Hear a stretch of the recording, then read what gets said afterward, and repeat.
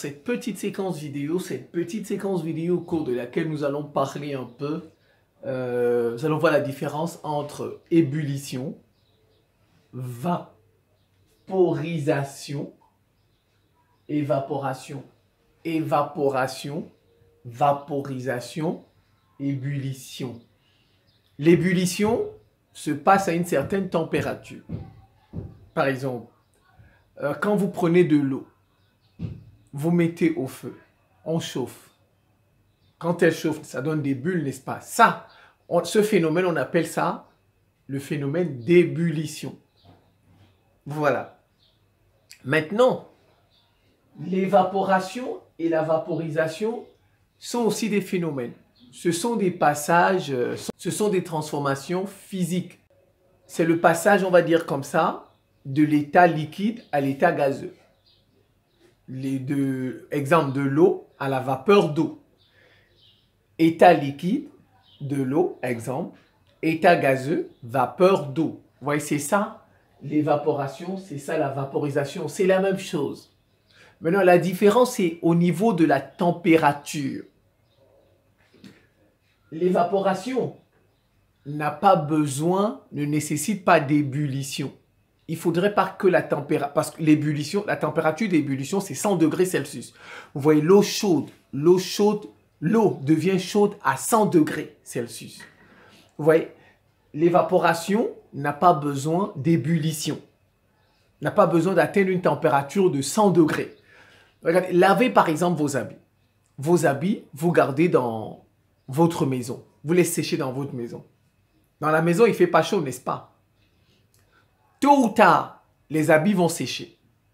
Parce qu'il y aura évaporation. L'eau là qui est dans les habits va partir, va s'évaporer. Et les habits vont sécher. Vous voyez, l'évaporation ne nécessite pas d'ébullition.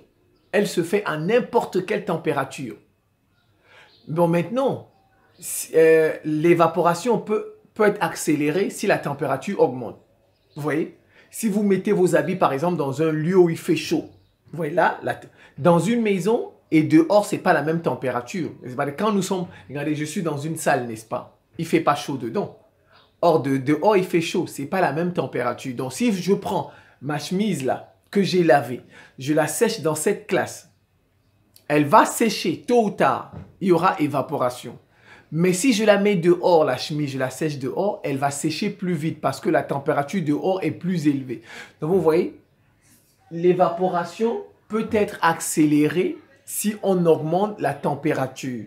Mais pour que l'évaporation se produise, on n'a pas besoin d'ébullition. Parce que l'ébullition se fait à 100 degrés Celsius. L'évaporation se fait à toutes les températures, peu importe.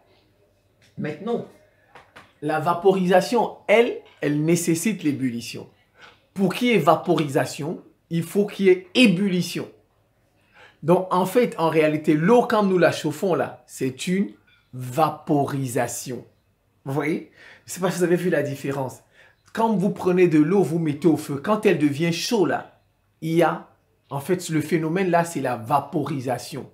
Donc, la vaporisation nécessite l'ébullition. Donc, il faut que la température soit élevée. À peu près 100 degrés comme ça, la température d'ébullition. Or, l'évaporation ne nécessite pas d'ébullition. Je ne sais pas si vous avez compris un peu. Vous avez vu la petite différence. Voilà, je pense que je vais m'en tenir là. C'est la fin de cette petite séquence vidéo. Je vous remercie pour votre attention et à très bientôt.